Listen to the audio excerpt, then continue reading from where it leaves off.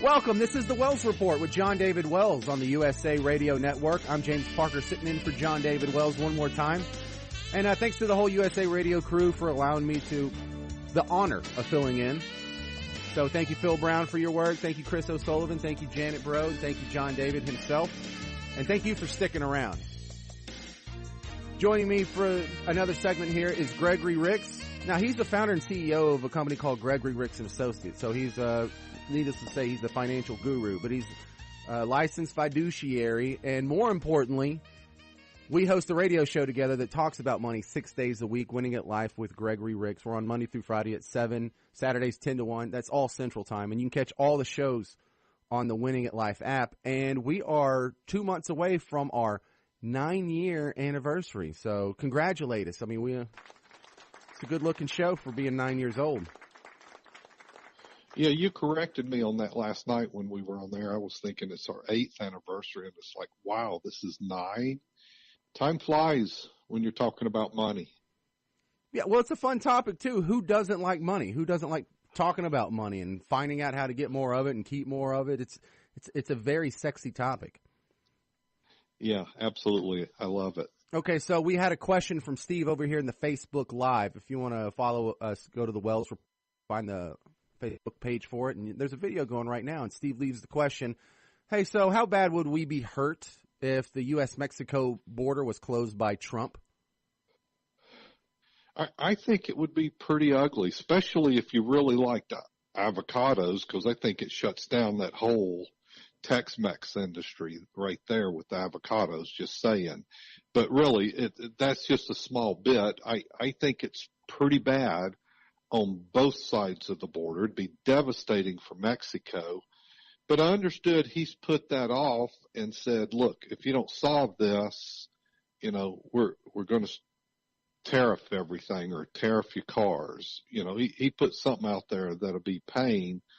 But, we have a major problem with the border, and this might not get solved till after the next elections, because you can go shut it down, but is that entryway where they're all coming over at illegally? I think not. So I'm just, kind of not taking one side politically. I think we have a problem, have had for decades. It just has gotten worse, but economically that would be ugly on both sides of the border. Yeah, and what I see is shades of Art of the Deal, where he talks about in the negotiation process, you have to make the other guy think, the guy across the table think that if he doesn't make this deal, there's some negative consequences. And so I'm not saying he's bluffing about shutting down the border or he's bluffing about the auto tariffs. But if you don't make the threats, then you don't have any incentive, or your opposition there doesn't have any incentive to come to the middle. His track record is clear. He will do things he says he's going to do. There's no doubt about that. So you have to take it seriously. If he gives you a little breathing room on it, he's giving you a window to do something. But he will act if nothing is done. Hey, the government shutdown was an example. The tariffs with China is an example. How he's dealt with North Korea is an example. He will take action. All good points there. Okay, so he has kind of pushed it off when pressed on it. Are you really going to shut down the border? And he kind of gave like a year timetable. Yeah. But he said something else that I noticed that I wanted to ask you about. He says they've been actually really good actors on the border for the last 4 days. So when I hear that, here's what I'm thinking, Gregory, is that it was about 4 days ago when he threatened to shut down the border. Someone south of the Rio Grande got on the phone immediatamente and called him and it's like, all right, what can we do to avoid this? And so he probably said, hey, start handling your side of the border. And so isn't that interesting, the timeline? They've been good actors for 4 days, but they've been under the threat of a closed border for 4 days. Yeah, that just tells you how devastating it will be for them. And he's like had enough that they're not doing anything about it. And Mexico wants some relief. Well, they have a southern border that's, just wide open, and they might want to start putting some efforts in down there. So then you're not having that problem at the U.S. border. So yeah, he's affecting their thinking. I'm not too worried about the avocados either. I think markets will step up. They'll start growing them in California more and Texas more, and in the meantime, we'll import more from Chile. I'm not going without guacamole for any extended amount of time. And capitalist pigs will make sure I get my beautiful avocado. So I'm not even sweating that part of it. It's not my go-to side dish at Tex-Mex anyhow. We're 10 days away from tax day. Does that have much of an effect on what goes on at your offices?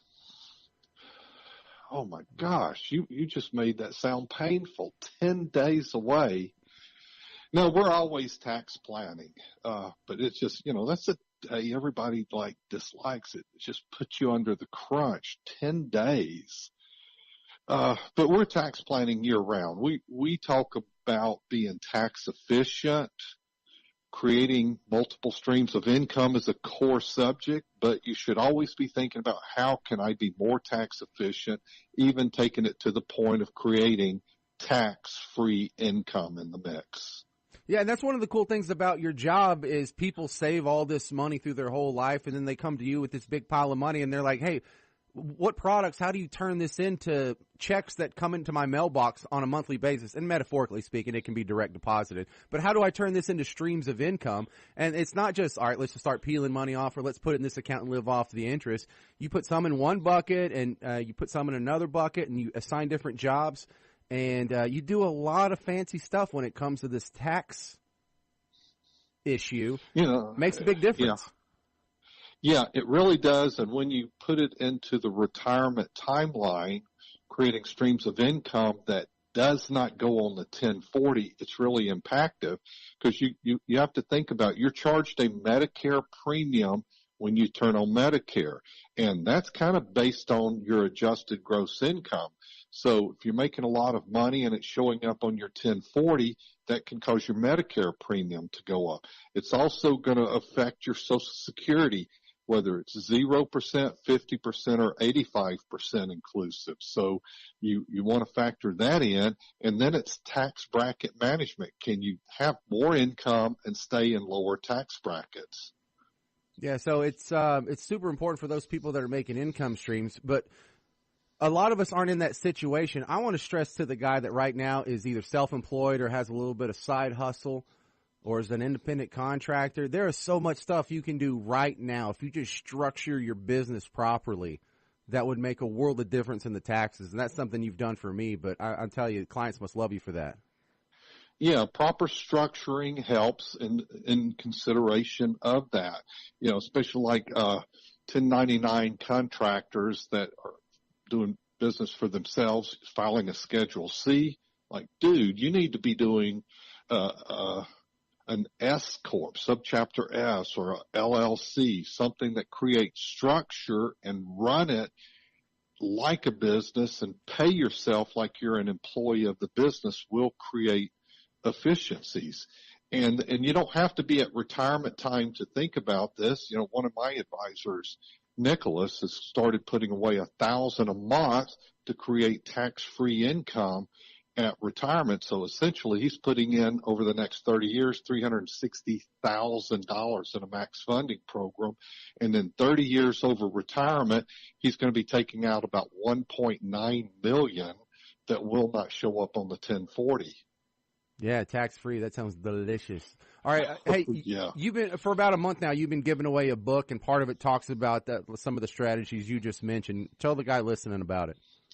Yeah, it's a discussion about the new tax rules and how you can shift money and savings toward creating tax-free income, our max funding concept.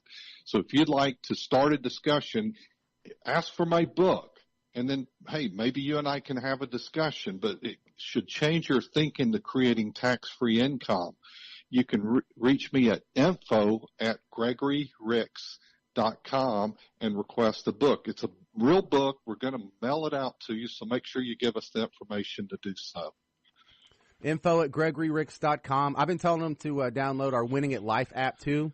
So not only can you, absolutely. Not only can you request the book, us. but you can listen to our shows. You can listen to them on demand or live. You can watch us because we do the video feeds as well. So I'm a big fan of getting people to download that app. But your email again? info@gregoryricks.com. You need to start planning to have tax-free income in the mix. Yeah, it's something we're going to talk about on tonight's show is we're going to talk about Trump wanting the Fed to drop rates and maybe even go into an easing cycle. Because, Gregory, I'm not so sure that if he gets what he wants, it's going to have the effect that he hopes it will. To me, I think a bunch of investors are going to see this as putting the training wheels back on the economy, and they're going to get spooked. Yeah, well, that's almost, is that a signal bad times are coming? Because everybody's talking about this. Things are slowing down globally. But I don't see the U.S. at its present pace slowing down. We've got this dark cloud removed from him. There was no collusion. So he's going to be able to go about doing business. And these adversaries he's negotiating with can't sit back and say, well, you know, they may get him out of office. He's not going to win re-election. They can't go thinking that. They're probably having to do deals. North Korea is going to have to do a deal. China's going to have to do a deal. Congress may have to figure out how to start working together a little bit. And our economy is going to continue going forward. And I don't see easing rates happening unless we really do start slowing.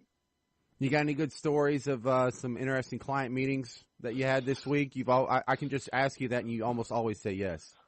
Oh, yeah, there's always interesting meetings every day. It was just one I had yesterday where a client looking to retire. He's buying land in Wyoming because he's figured out, he's searched the country and says that's the most efficient tax, living expenses and such. He's buying land and going to build him a house in Wyoming for retirement. Wow. We haven't had that story come by before. Wyoming of all places? Yeah, and I don't recall the website. I'm going to have to reach back out to him, but he said, hey, you need to go there and search this to figure out where you want to live. I'm good where I'm at. Maybe not the most efficient in all ways, but you know, that's, everybody has their different takes. Some, you know, I've got a client that in a few weeks are moving to Virginia. Another one recently moved to Florida. You know, and then what do most do? We're good where we're at. Mm-hmm. And they're all doing it for different reasons. Sometimes it's family, sometimes it's no state income tax. And Wyoming's supposed to be super efficient. Everybody has their reason. There's got to be some reason to get people to move to Wyoming. I mean, is there any other draw to Wyoming? What's the cool part about Wyoming? What's the bar or the club or the person that's from Wyoming? I mean, what, Dick Cheney? That's it? Anybody else from Wyoming that we even know? I don't know anybody else. I don't know anybody from Wyoming, but I'm going to know somebody from Wyoming soon. It's like the opposite. If you're from here and you retire, you're not supposed to move from the south to the north where it snows. You're supposed to move from cold climates to warm climates. He's got it backwards, I think, as far as the weather goes. All right, Gregory, tell me about the book again. Yeah. We're kind of running out of time here. Hey, the new retirement rules. Hey, we're at a discount on taxes right now. Take advantage of it. Build tax-free income. Ask for the book. info@gregoryricks.com. All right, info@gregoryricks.com. Download the Winning at Life app. You can listen to our show 6 days a week. It's just money talk like this. We do an hour every weekday at 7 p.m. Central Time, Saturdays 10 to 1. Gregory Ricks, thank you very much for your time. I know you're a busy guy, but I'll let you get back to it. You're welcome. All right. Enjoyed it. There he is, the great Gregory Ricks. Thank you very much again for your time, sir. All right, now if you have any questions about the topics that Gregory and I brought up, or you want to move on to something else or something totally off the wall, feel free. Jump on in. Hey, I don't know where that noise came from. I think that was from my internet browser. Next story I'm bringing up, though, Maryland is making the news, and I don't think I like this news very much. But Maryland has a new law. They have raised the age to buy tobacco to age 21. Now, there's an exception in there. There's an exception for the troops. But there's such a weird dynamic that's going on because I have a feeling this is social justice warrior led. And there's a gap.